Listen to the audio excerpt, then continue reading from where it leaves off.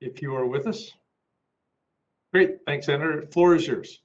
I am here. Thank you, Mr. Chairman.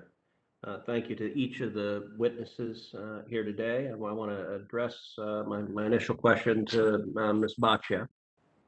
Yesterday, the Senate voted on the Paycheck Fairness Act. And existing federal law prohibits sex-based wage discrimination, quite rightly.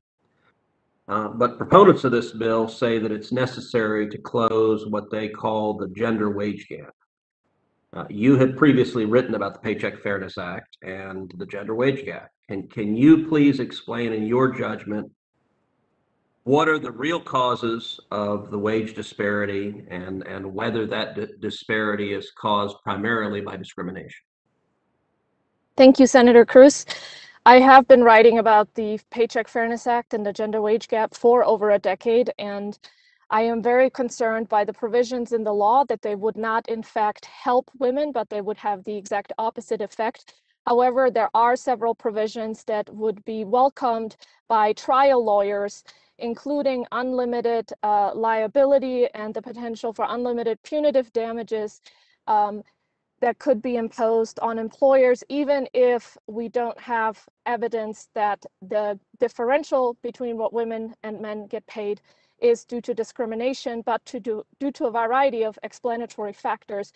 And that's where other provisions of the Paycheck Fairness Act, including some that seem innocuous, like the Department of Labor collecting data based on what people get paid based on their race and gender and other protected factors. It may seem like that kind of transparency wouldn't be an issue, but what we have found is that it seems to indicate that there is a problem where there isn't necessarily one unless we have more data that explains where those differences come from. And what we find is that when we account for measurable explanatory factors, the gender wage gap all but disappears, and even the small unexplained gap is not necessarily due to discrimination, but due to a variety of factors that we aren't measuring. That is not to say that there isn't a single individual in our economy that at times suffers discrimination due to bias or other factors, and there we already have legal protections in place. We do not need the Paycheck Fairness Act. I think it would do more harm than good.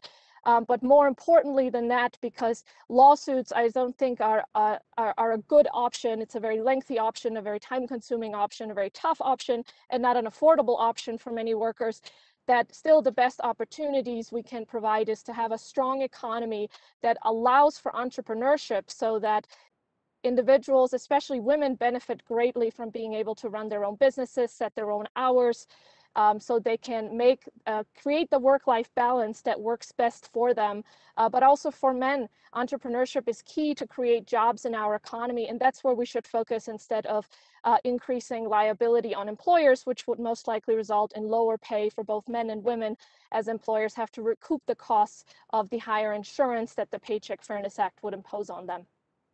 So, Ms. Baccia, one thing you said that was particularly troubling is you said that in your expert judgment, this legislation, if it were passed into law, would harm women and decrease the employment options for women in the workplace. Can you explain that, please? Yes, I think one of the very first things it would do is it would encourage employers to adopt more rigid pay structures. So the private sector would look more closely to a unionized work environment. A comparative worth regime is another way of looking at it, because so many of the differences that we can't easily explain in the wages between men and women that arise from things such as different negotiation tactics, women choosing to work fewer hours, different hours, requesting more flexibility, and for employers to make that available is so important. Those things would go away first, because it would be hard for employers to potentially explain that those aren't a business necessity, and they could be subject to undue lawsuits that would be very costly. I also think it could potentially hurt women's potential to be hired in the first place, because it makes us a greater statistical liability for the employer due to those factors. So I think it would hurt women's ability to participate in the workforce, and would also hurt their ability to negotiate the kinds of working conditions, including reduced hours, more flexibility, working from home occasionally, that is so important to them.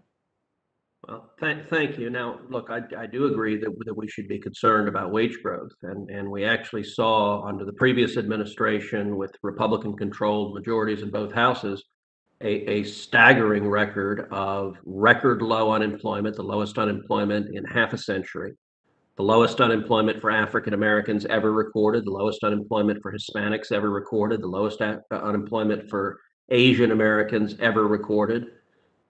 We also saw women in poverty decreasing by $1.5 million. And compared to President Obama's second term, we saw wage growth growing 60% faster for women than it did under President Obama's second term.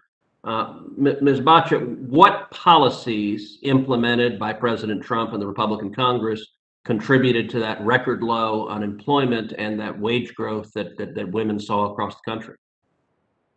Yeah, our most vulnerable populations, including working women and also minorities and individuals with disabilities, benefit most from a booming economy. And one of the major policies implemented by the Trump administrations were the Tax Cuts and Jobs Act. I think that had an impact, but it was also a huge regulatory reduction in the burden that employers were facing, that entrepreneurs were facing.